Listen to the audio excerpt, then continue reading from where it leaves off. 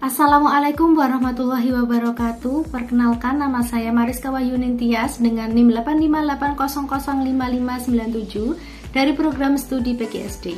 Pada kesempatan kali ini saya akan melaksanakan tugas praktikum pada materi kelistrikan dengan judul percobaan arus dan tegangan listrik. Tujuan dari praktikum ini yaitu menjelaskan aliran arus dalam suatu rangkaian listrik, menjelaskan pengaruh tegangan terhadap suatu rangkaian. Arus listrik merupakan aliran muatan listrik yang mengalir melalui suatu penghantar. Berdasarkan kemampuannya menghantarkan listrik, benda dibedakan menjadi dua jenis, yaitu konduktor dan isolator.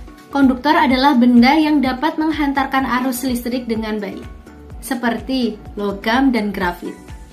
Sedangkan isolator adalah benda yang sulit atau tidak dapat menghantarkan arus listrik, seperti kayu, plastik, dan karet. Nah, selain arus listrik, terdapat juga tegangan listrik. Tegangan listrik merupakan beda potensial yang menyebabkan arus listrik dapat mengalir dalam suatu rangkaian. Semakin besar tegangan listrik yang dihasilkan, maka energi listrik yang dihasilkan juga semakin besar. Alat dan bahan yang saya gunakan dalam praktikum ini yaitu 3 buah baterai ukuran 1,5 VA, kabel jepit buaya 2 buah, ada bohlam, di sini ada air keran, air garam, kertas, penghapus, tembaga, besi, sendok besi, pensil, kayu, plastik, tabel pengamatan, dan alat tulis. Percobaan pertama menguji konduktor dan isolator. Pada percobaan ini beberapa benda diuji untuk mengetahui apakah benda tersebut menghantarkan listrik atau tidak. Benda pertama yang diuji adalah kawat besi. Setelah dihubungkan ke rangkaian, lampu dapat menyala sehingga kawat besi bersifat konduktor. Benda kedua adalah kawat tembaga. Lampu juga menyala sehingga kawat tembaga termasuk konduktor. Benda ketiga adalah sendok logam. Lampu menyala sehingga sendok logam juga merupakan konduktor. Selanjutnya diuji kayu. Lampu tidak menyala, sehingga kayu termasuk isolator. Karet penghapus juga tidak dapat menyalakan lampu, sehingga termasuk isolator.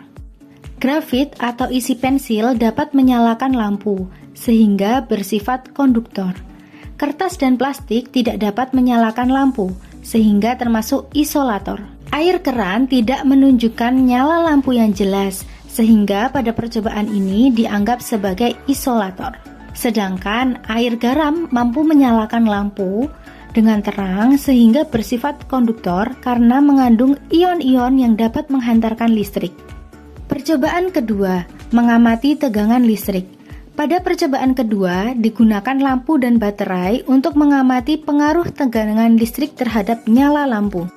Percobaan pertama, di sini kabelnya akan saya arahkan ke kutub positif semuanya. Nah, saat di kutub positif semua,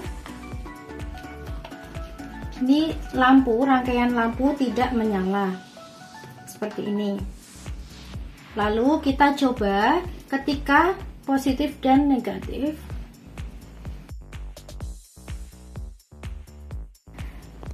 Percobaan kedua menggunakan 1 buah baterai 1,5 volt. Lampu menyala redup karena tegangan yang diberikan masih kecil. Percobaan ketiga menggunakan 2 buah baterai yang dirangkai seri.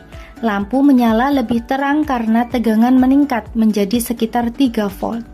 Percobaan keempat menggunakan 3 buah baterai yang dirangkai seri. Lampu menyala paling terang karena tegangan meningkat menjadi sekitar 4,5 volt. Berdasarkan hasil percobaan, diperoleh bahwa kawat besi, kawat tembaga, sendok logam, grafit, dan air garam dapat menghantarkan listrik sehingga termasuk konduktor. Kayu, karet penghapus, kertas, plastik, dan air keran tidak dapat menghantarkan listrik sehingga termasuk isolator. Lampu semakin terang ketika jumlah baterai yang dirangkai seri ditambah karena tegangan listrik yang dihasilkan semakin besar. Berdasarkan hasil praktikum yang telah dilakukan, dapat disimpulkan bahwa benda yang dapat menghantarkan arus listrik disebut konduktor, sedangkan benda yang tidak dapat menghantarkan arus listrik disebut isolator. Kawat besi, kawat tembaga, sendok logam, grafit, dan air garam merupakan contoh konduktor. Sedangkan kayu, karet penghapus, kertas, plastik, dan air keran merupakan contoh isolator. Sekian praktikum dari saya. Saya mengucapkan terima kasih kepada Ibu Arita Megadomani selaku dosen pengampu mata kuliah praktikum IPA di SD. Wassalamualaikum warahmatullahi wabarakatuh.